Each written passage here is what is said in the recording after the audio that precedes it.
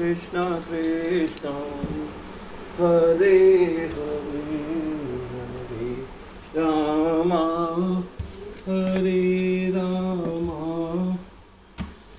राम राम हरे हरे गोविंद बोलो हरि गोपाल बोलो। आज हम श्रीमद् भागवतम के तीसरे स्कंद का पेज 63 पढ़ने जा रहे हैं। इस प्रकार बिना समय का ध्यान रखे उन्होंने दीर्घ काल तक शारीरिक सुख का उपभोग किया। इस प्रकार 100 वर्ष ऐसे बीत गए मानो एक क्षण हो। इस दौरान कर्दम मुनि ने 9 रूपों में वीर्य दान करके देवहूति के गर्भवती किया। उसी दिन देवहूति ने 9 कन्याओं को जन्म दिया जो अत्यंत सुंदर थी और उनके शरीर से लाल कमल पुष्प की सुगंध विस्फुरित हो रही थी।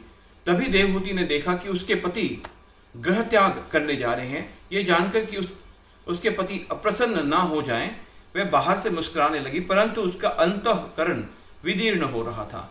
अपने पैरों की उंगलियों से भूमि को खरोंचते हुए उसने अपना सर झुका लिया।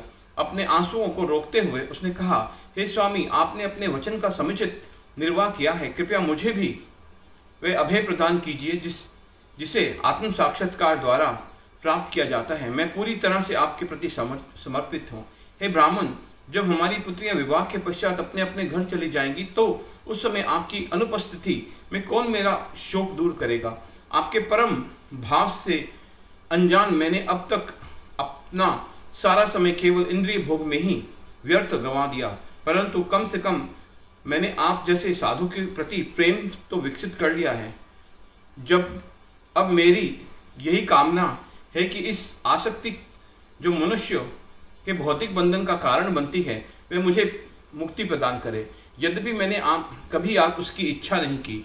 हे नाथ, आप भौतिक बंधनों से मुक्ति प्रदान करने में पूरी तरह सक्षम हैं, परंतु मैं तो भगवान की माया शक्ति द्वारा ठगी गई हूँ, क्योंकि आपका संग प्राप्त करके भी मैंने आध्यात्मिक प्रगति के लिए न तो कभी जिज्ञासा की और न ही इच्छा। भगवान विष्णु के वचनों का स्मरण करते हुए कर्दम मुनि ने उत्तर दिया, हे राजकुमारी, निराश ना हो।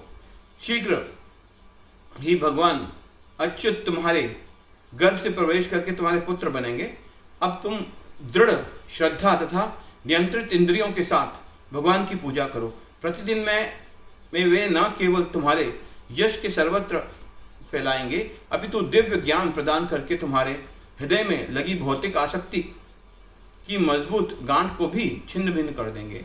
अपने पति की वाणी पर पूरा विश्वास रखते हुए देवहूति ने भगवान की आराधना आरंभ कर दी। अंततः अनेक वर्षों पश्चात भगवान ने कर्दम मुनि के वीर्य द्वारा देवहूति के गर्भ में प्रवेश किया। भगवान के अवतरण के समय आकाश में देवगण वाद्य यंत्र बजाने लगे और गंधर्व सुस्वर में उनका यशगान करने लगे।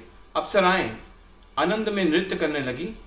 देवलोक वासियों ने पुष्पों की वर्षा की और समस्त दिशाओं तथा प्रत्येक व्यक्ति का मन पवित्र होकर असीम शांति से भर उठा। उस समय महान देवताओं एवं ऋषियों के साथ ब्रह्मा जी कर्दम मुनि के आश्रम में आए।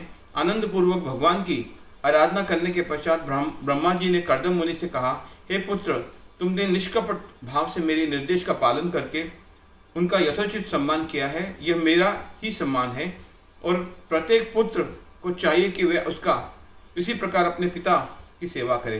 प्रिय कर्दम, तुम्हारी सारी पुत्रियां पवित्रता हैं और इसलिए आज उनके स्वभाव अनुसार तुम विभिन्न ऋषियों को कन्यादान कर दो। पूर्ण पुरुषोत्तम भगवान अब अवतरित हो चुके हैं। कपिल मुनि के इस अवतार में उनके केशों का रंग सुनहरा कमल जैसे नेत्र तथा चरणों पर कमल का चिन्ह होगा। हरे कृष्णा कृष्णा।